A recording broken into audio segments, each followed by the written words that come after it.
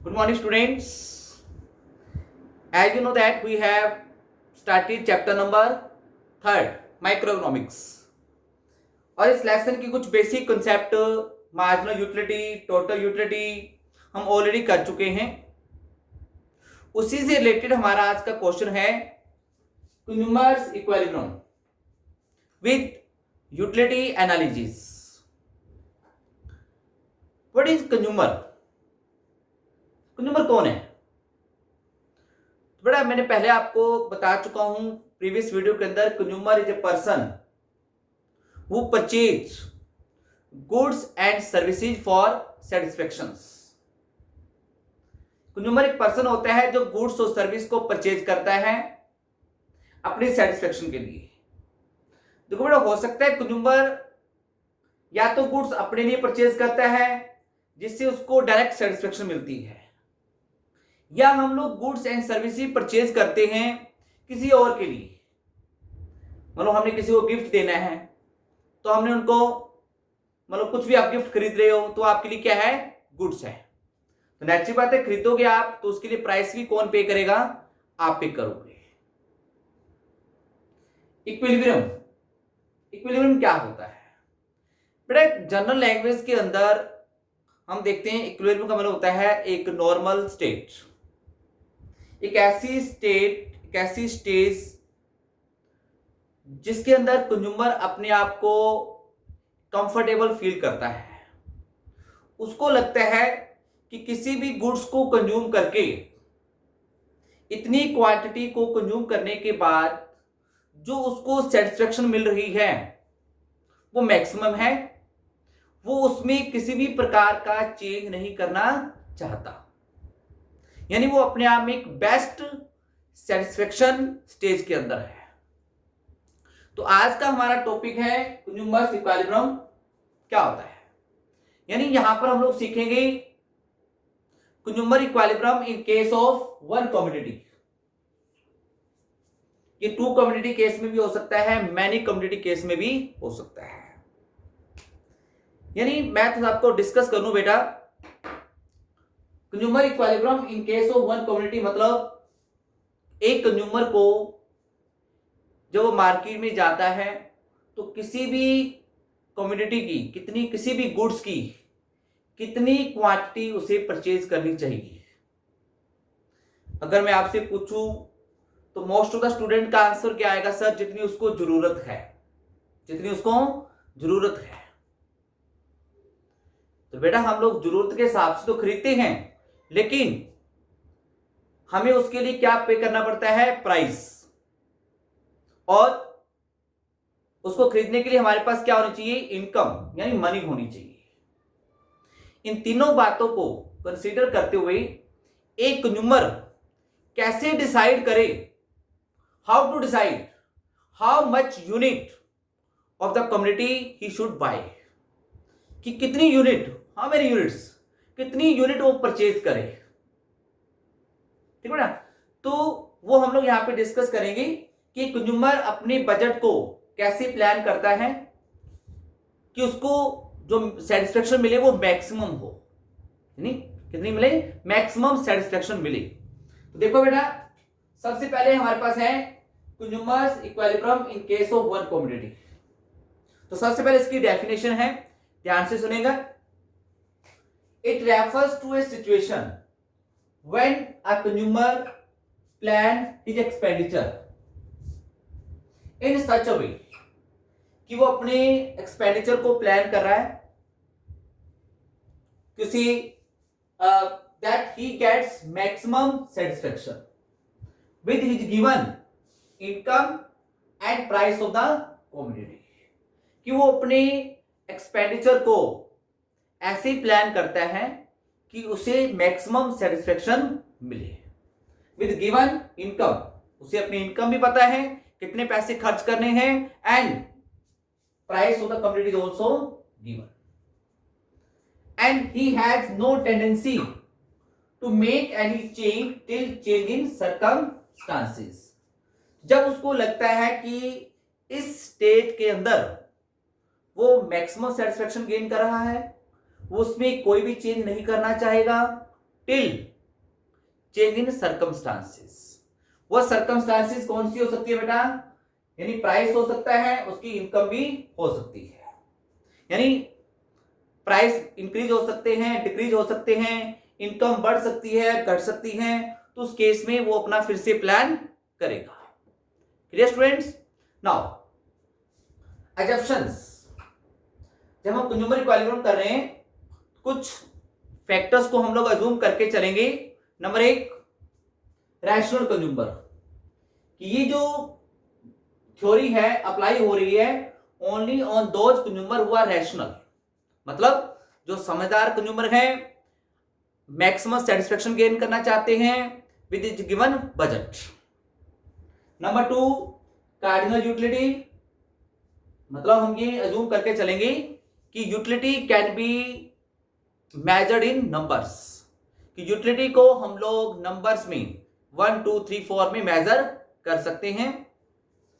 Independent utility, मतलब हम लोग एक ही टाइम पर एक ही गुड्स कंज्यूम करेंगे, बीच में हम लोग दूसरी गुड्स कंज्यूम नहीं करेंगे। Number 4, MU of money remains constant. बेटा इसके ऊपर थोड़ा जोर दीजिएगा। एमयू ऑफ मनी क्या होती है? अभी तक मैंने आपको बताया था सिर्फ एमयूएक्स,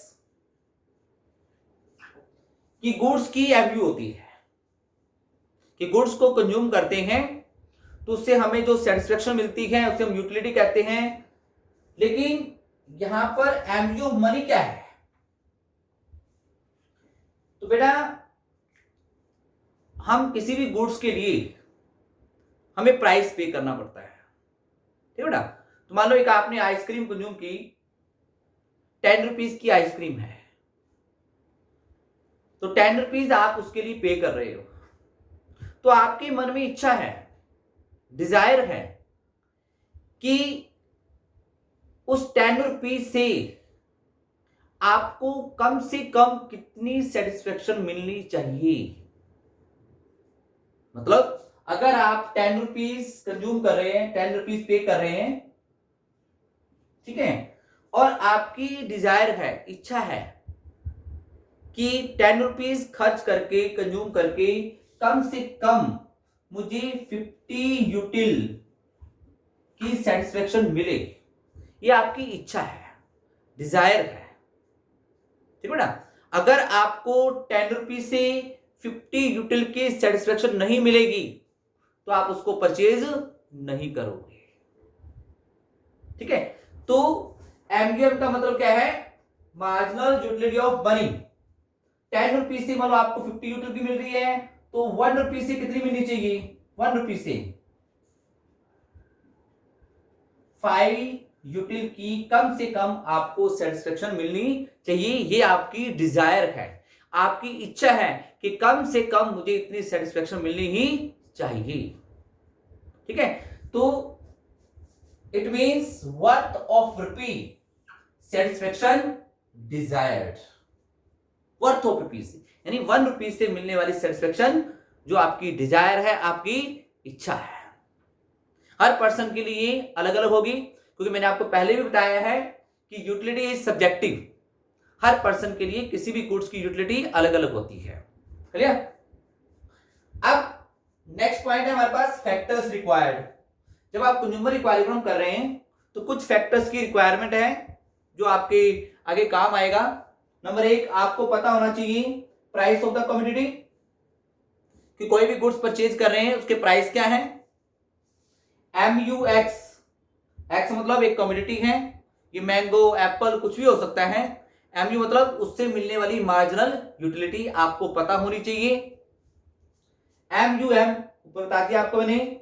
आपको यह भी पता होना चाहिए कि आप किसी भी गुड्स जो उसके लिए आप प्राइस पे कर रहे हैं, 1 रुपया, 1 रुपीज, उससे आपको कम से कम कितनी यूटिलिटी चाहिए। Clear students? नाउ अब आते हैं बेसिक पॉइंट के ऊपर।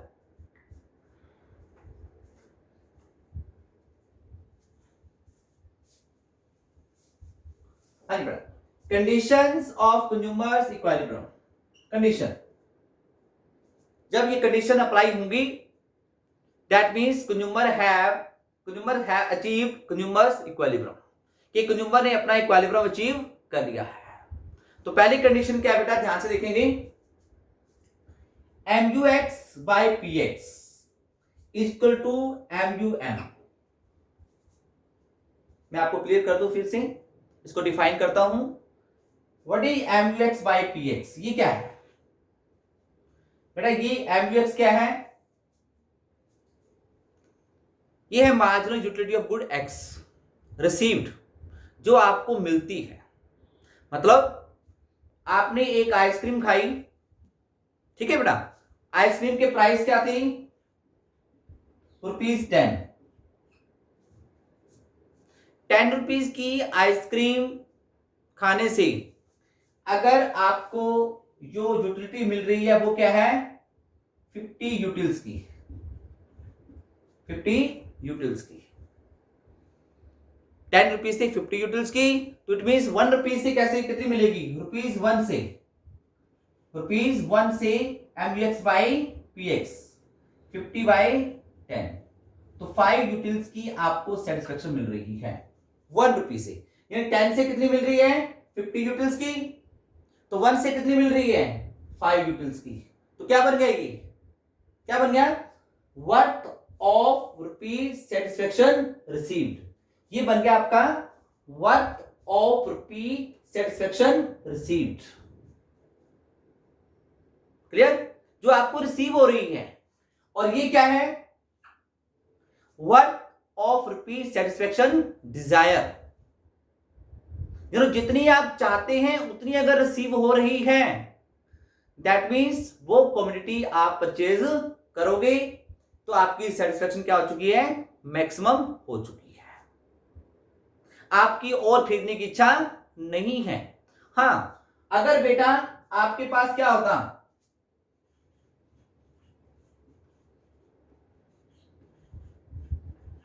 आप इस केस में हो MUX/PX ग्रेटर देन MUM, तो इसका मतलब क्या हुआ? Worth of rupees satisfaction received is greater than desire. जो आपको सेटिस्फेक्शन मिल रही है वो ज्यादा है किससे? डिजायर से। मान लो एक आइसक्रीम कंज्यूम करके आपको मिल रही है 100 यूटिलिटी सेटिस्फेक्शन, 10 रुपीज पे किए, तो कितना हो गई ये? 10 यूटिल्स। चाहते कितने हो आप लोग? 5 यूटिल्स की। मिल कितनी रही है? 10 यूटिल्स की। तो नेक्स्ट बात है, आपको क्या मिलेगा? बेनिफिट। आपको लगेगा कि चाहता कम था, मिल रही है ज्यादा। कई बार क्या होता है कि आप रेडी पे गोलगप्पे खाने लगते हैं, ठीक है, तो जब वो उसके गोलगप्पे का रेट बताता है, आप उसको कंज्यूम करते हो, आपको लगता है यार गोलगप्पे तो सस्ते हैं लेकिन मजा क्या आ रहा है? ज्यादा आ रहा है। तो आप क्या करते हो बेटा? तो नेचुरल बात है, आप उसको और ज्यादा कंज्यूम करते हो। और कब तक करते हो?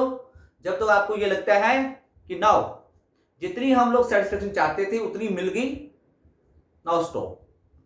मार्केट में आप गए बेटा, मान लो आपने शूज लेने हैं, ठीक है, और शॉपकीपर ने आपको शूज दिखाए और शूज देखकर आपको लगा यार शूज तो बहुत बढ़िया है, और उसी दौरान क्या होता है कि आप अपने मन के अंदर, माइंड के अंदर उसका रेट, जो प्राइस होता है, अपने आप डिसाइड कर लेते हो। तो आप सोचते हो कि जिस हिसाब से ये शूज है ना, इसका रेट कम से कम 1000 रुपये होना चाहिए। कितना होना चाहिए? 1000। यानी आपने यूटिलिटी को इन मनी टर्म्स में डिफाइन किया कि आपको लगता है शूज की वर्थ कितनी होनी चाहिए? 1000 रुपीज। लेकिन जब शॉपकीपर आपको कहता है कि नहीं भाई साहब, इसके तो प्राइस है 700, कितने हैं? 700, तो आपको क्या लगता है कि इसकी worth rupees satisfaction greater than desire, कि आप उसके लिए 1000 रुपये पे करने को तैयार थे, लेकिन कितने देने पड़ेंगे? 700। तो मन में क्या इच्छा होती है? एक शूज और ले लेते हैं, एक शूज और लेते हैं। लेकिन आपको यह भी पता है कि जैसे जैसे हम लोग कम्युनिटी को ज्यादा कंज्यूम करेंगे, उसकी MU कम होती जाएगी। तो किसी भी क्वांटिटी को आप बेटा कब तक कंज्यूम करोगे, जब तक worth rupees satisfaction received equal नहीं हो जाती डिजायर्ड के। ठीक है बेटा, अगर ये कम होता, मतलब worth rupees satisfaction received is less than desired. Market में जाते हैं आप लोग, कुछ चीज खरीदने लगते हैं, आप उसको देखते हैं तो आपको लगता है कि इतने की है, लेकिन दुकानदार जब उसके ज्यादा पैसे मांग लेता है तो आप लोग क्या कहते हो, नहीं इतने की नहीं है, हम नहीं लेते हैं। यानी आप उसको कंज्यूम नहीं करोगे, आप उसको परचेज नहीं करोगे। क्लियर बेटा?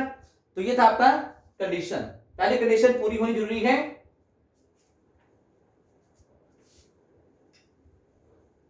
Second condition, law of diminishing marginal utility must apply. हम ऑलरेडी पहले कर चुके हैं कि जो मार्जिनल यूटिलिटी होती है वो ऑलवेज क्या होती है, डिमिनिशिंग होती है, लगातार कम होती जाती है as we consume more and more unit of a commodity. तो ये लॉ अप्लाई होना जरूरी है बेटा। क्यों? अगर ये लॉ अप्लाई नहीं होगा तो जैसे ही मान लो आप कोई चीज परचेज करते हो, सेकंड परचेज करोगे तो उसकी एमयू पहले से क्या होनी चाहिए, कम होनी चाहिए। अगर उसकी एमयू पहले से बढ़ रही है, तीसरी से और ज्यादा, फोर्थ से और ज्यादा हो रही है, तो आप लोग कभी भी उस कमोडिटी का कंजप्शन स्टॉप नहीं करोगे। ठीक है? तो आप लोग कभी भी इक्विलिब्रियम अचीव नहीं कर सकते। मतलब आप लोग को लगता है कि सेकंड कमोडिटी कंज्यूम करने से एमयू मतलब सेटिस्फेक्शन और ज्यादा मिल रही है, थर्ड से और ज्यादा मिल रही है, तो आपका कंजप्शन का जो सैचुरेशन पॉइंट है, मतलब फुल सेटिस्फेक्शन पॉइंट कभी आएगा ही नहीं। ठीक है ना? तो नेक्स्ट ध्यान रखना है, law of diminishing marginal utility must apply. ठीक है ना? तो ये थी इसकी कंडीशन। अब मैं इसको न्यूमेरिकल पोर्शन में ले रहा हूं, ध्यान से देखना उसका बेटा।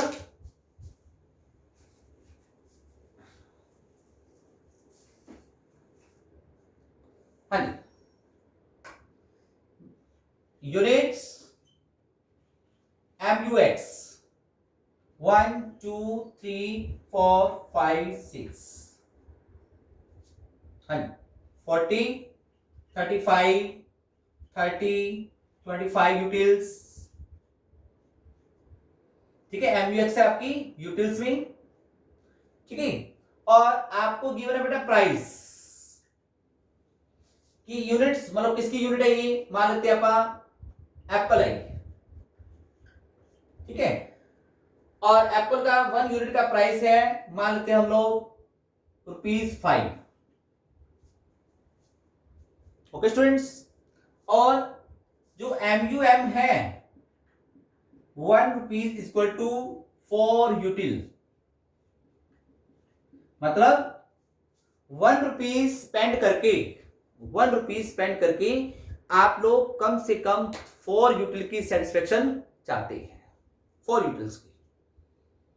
तो आप बताओ इस टेबल के अंदर कि आपको एप्पल की कितनी यूनिट्स परचेज करनी है, 1 2 3 4 5 6, कितनी करोगे?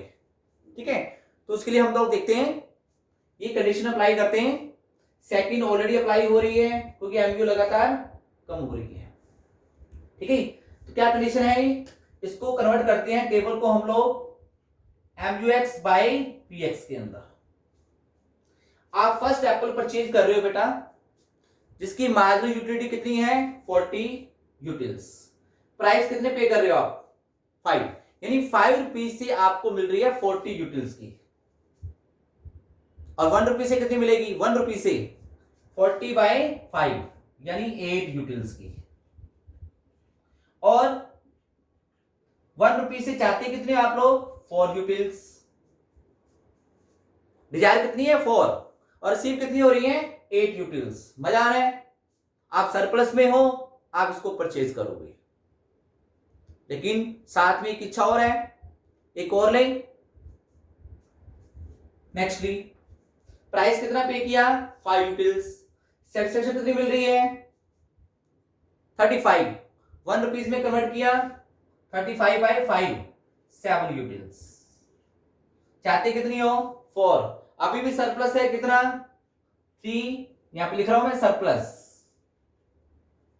यहां पे सरप्लस कितना है 4 यूटिल्स, ठीक है। नेक्स्ट से 30 मिल रही है 30/5 6 यूटिल्स, चाहते कितनी हो 4, अभी भी सरप्लस है, आप बेनिफिट में हो, नेक्स्ट बात आपको और खरीदनी चाहिए। नेक्स्ट 25, अभी भी सरप्लस, यहां पर 4 यानी 5th यूनिट पर आकर आपको लगा कि 1 रुपीज वर्थ सेटिस्फेक्शन रिसीव्ड कितनी है 4 यूटिल्स, चाहते कितनी हो 4 यूटिल्स, दोनों क्या हो गई इक्वल, हमारी कंडीशन पूरी हो रही है, यानी MUX/PX इक्वल टू क्या हो रहा है MUM। नेक्स्ट अगर परचेज करोगे लॉस में जाओगे, तो आप लोग परचेज करना नहीं चाहोगे, ठीक है। यानी कब तक परचेज करते रहोगे बेटा, कब तक परचेज करोगे, till MUX/PX greater than MUM। कब स्टॉप कर दोगे, जब इक्वल हो जाता है, ठीक है ना। तो आपने ये टेबल बनानी है, ठीक है, ये कंडीशन लिखोगे पहले ये टेबल, फिर टेबल में नीचे क्या लिखोगे, the table shows that the consumer will purchase 5 units of the good because at this level of consumption all the conditions are satisfied।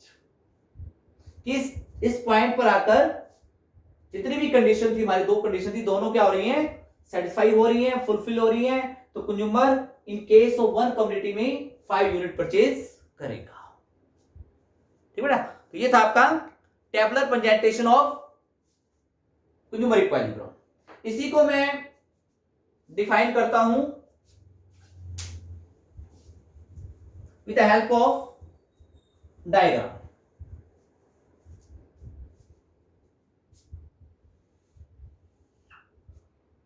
यहां पे आएंगे नीचे यूनिट्स ऑफ गुड्स 1 2 3 4 5 6 7,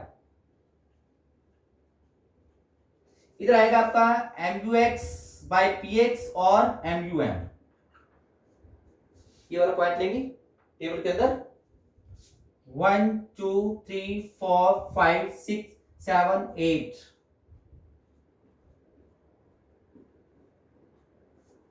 ठीक है ना। तो पहले हम लोग MUM कांस्टेंट है 4 MUM हमारे पास कांस्टेंट है, ठीक है। फिर इसको पॉइंट्स को प्लॉट करते हैं। फर्स्ट यूनिट से MUX/PX कितना मिल रहा है हमारे को 8 यूटिल्स, सेकंड से 7, थर्ड से 6, 4 से 5, 5 से 4, 6 से 3, इन पॉइंट्स को मिलाते हैं। इस पॉइंट पे दोनों लाइंस आपस में इंटरसेक्ट कर रही हैं, यानी इस पॉइंट पे आप देख रहे हो MUX/PX इक्वल टू MUM, ठीक है। तो ये आपका कंज्यूमर इक्विलिब्रियम पॉइंट हो जाता है। पॉइंट ई नीचे मिलाते हैं, यानी आप लोग 5 यूनिट्स उसकी परचेज करोगे, ठीक है ना। ये आपका सरप्लस है, इसको हम कहते हैं सरप्लस, ये आपका सरप्लस एरिया है, क्योंकि आप लोग कंज्यूमर इक्विलिब्रियम कर रहे हैं और डेफिनेशन में क्या लिखा था हमने मैक्सिमम सेटिस्फेक्शन, तो ये आपकी मैक्सिमम सेटिस्फेक्शन है, ठीक है ना।